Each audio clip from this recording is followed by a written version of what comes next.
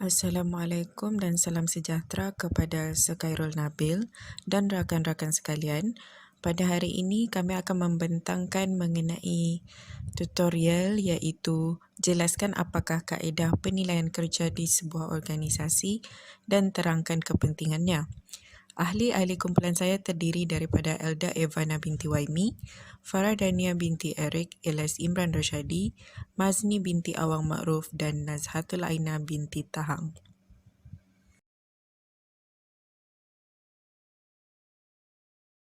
Secara amnya, analisis pekerjaan merujuk kepada proses sistematik yang bertujuan memberikan maklumat penting yang berkaitan dengan pekerjaan yang membezakan pekerjaan dianalisis dari pekerjaan lain. Sackett dan Lexo menggambarkan analisis pekerjaan sebagai istilah yang digunakan untuk menerangkan pelbagai prosedur sistematik untuk memeriksa, mendokumentasi, dan membuat kesimpulan mengenai aktiviti kerja, atribut pekerja, dan konteks kerja. Maklumat yang dihasilkan dari kaedah penilaian pekerjaan mempunyai banyak kegunaan. Selain daripada ia memenuhi syarat undang-undang, ia menjadi asas bagi banyak amalan personal lain. Beberapa amalan ini adalah menulis deskripsi pekerjaan, menetapkan proses pengambilan dan pemilihan, melakukan penilaian prestasi secara berkala, menetapkan keperluan latihan dan pembangunan pekerja, dan menetapkan tahap gaji untuk pekerjaan. Kaedah penilaian yang pertama yaitu sistem berperingkat. Kaedah ini adalah salah satu kaedah yang paling mudah ditadbir. Pekerjaan dibandingkan antara satu sama lain berdasarkan nilai keseluruhan pekerjaan kepada organisasi. Nilai pekerjaan biasanya berdasarkan penilaian kemahiran, usaha dari segi mental dan fisikal, tanggung jawab seperti penyediaan dan fiskal, dan keadaan kerja.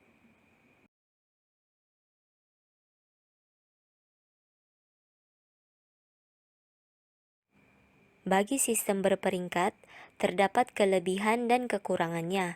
Bagi kelebihannya, ianya mudah dan sangat berkesan apabila terdapat sedikit pekerjaan yang akan dinilai, yaitu kurang daripada 30. Bagi kekurangan pula, ianya sukar ditadbir jika bilangan pekerja bertambah. Selain itu, penilaian peringkat adalah subjektif. Dan yang ketiga, oleh kerana tidak ada standard yang digunakan untuk perbandingan, pekerjaan baru perlu dibandingkan dengan pekerjaan yang ada untuk menentukan peringkat yang sesuai. Pada dasarnya, proses pemeringkatan perlu diulang setiap kali pekerjaan baru ditambahkan ke organisasi. Seterusnya untuk kaedah yang kedua iaitu kaedah pengelasan atau penggradan pekerjaan atau dalam bahasa Inggeris dikenali sebagai job classification or grading methods.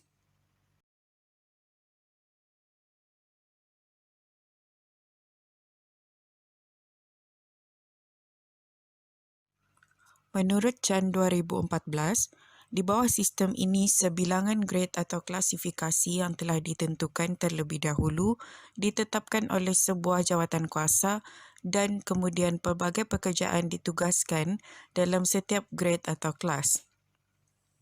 Klasifikasi grade adalah daripada hasil maklumat asas pekerjaan yang biasanya diperoleh daripada analisis pekerjaan ataupun job analysis. Setelah merumuskan dan mengkaji deskripsi pekerjaan dan spesifikasi pekerjaan, pekerjaan akan dikelompokkan ke dalam kelas atau grade yang mewakili tahap gaji yang berbeza bermula dari yang rendah hingga tinggi. Seterusnya masih dalam kaedah pengelasan atau penggradan pekerjaan. Yang pertama sebagai contoh, pekerjaan dikelaskan mengikut definisi grade. Semua pekerjaan dalam grade yang sama menerima upah atau kadar yang hampir sama. Yang kedua, misalnya, pekerjaan tertentu boleh dimasukkan ke dalam satu kelas, kerani di kelas yang lain, pegawai junior di kelas yang lebih tinggi dan eksekutif tertinggi di kelas atasan.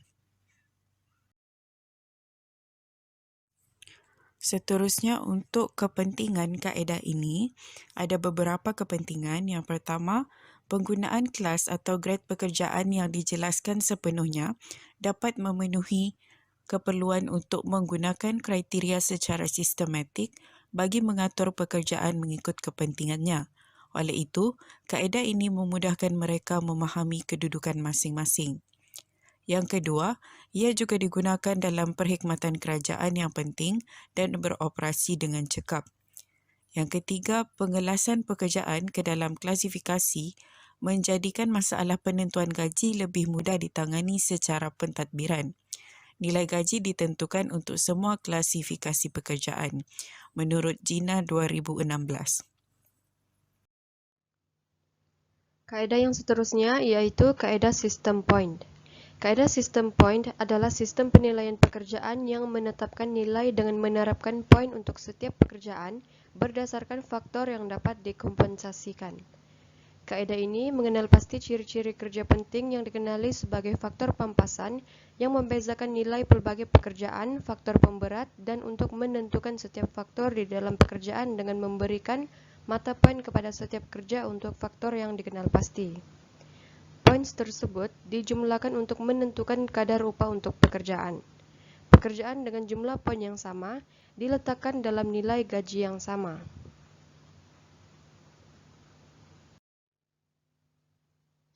Pekerjaan dengan mata tertinggi memperoleh gaji tertinggi.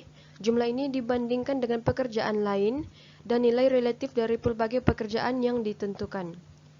Di bawah kaedah penilaian pekerjaan ini, pekerjaan dipecah berdasarkan pelbagai faktor yang dapat dikenal pasti seperti kemahiran, usaha, latihan, pengetahuan, dan tanggung jawab, dan sebagainya.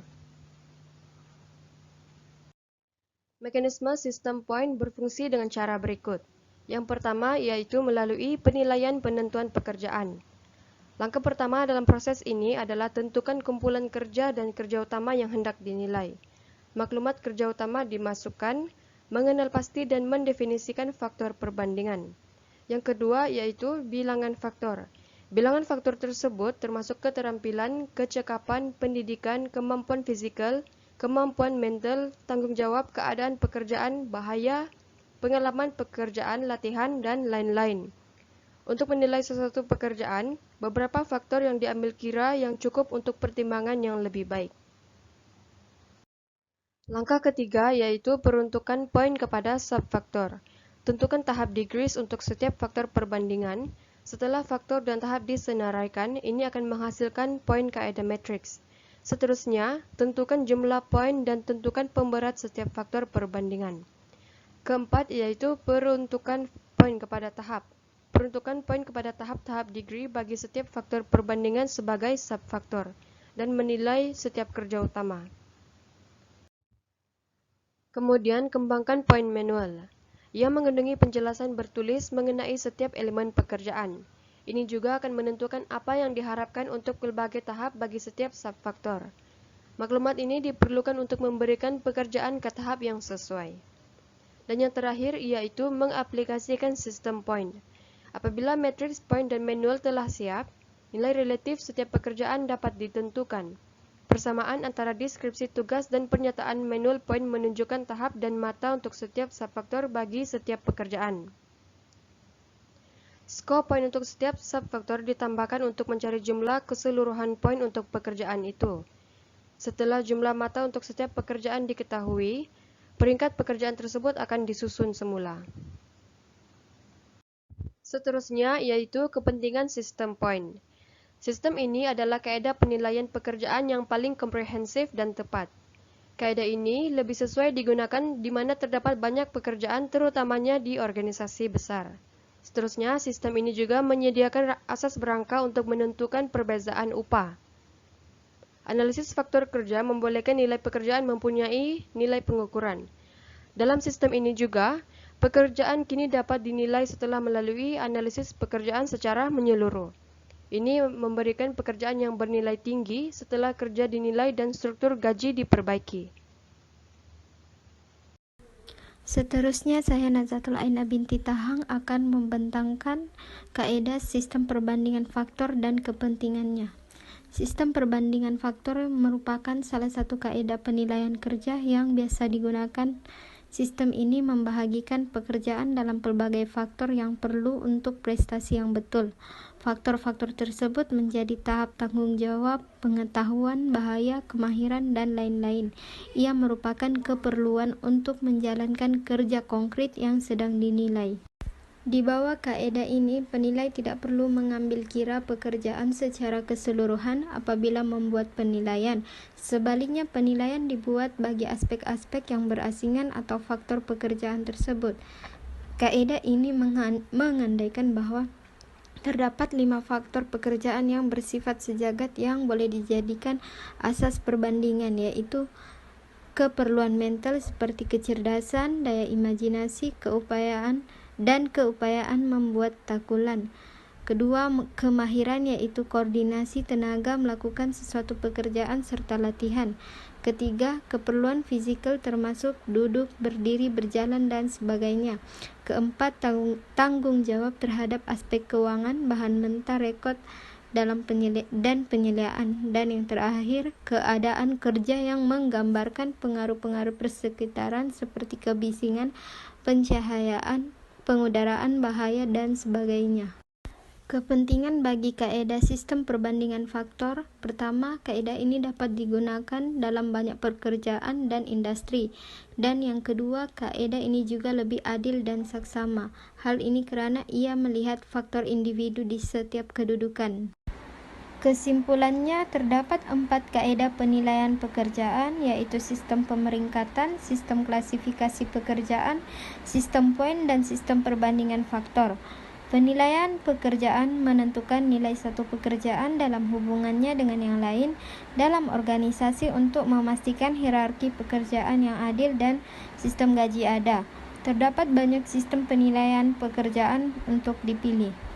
Terdapat risiko ataupun kemungkinan yang perlu dihadapi oleh pihak pengurusan jika pekerja diberitahu tentang keputusan penilaian, maka cenderung wujudnya usaha pekerja untuk merayu jika jumlah mata yang diperolehi menghampiri grade yang lebih baik. Sekian daripada saya, terima kasih.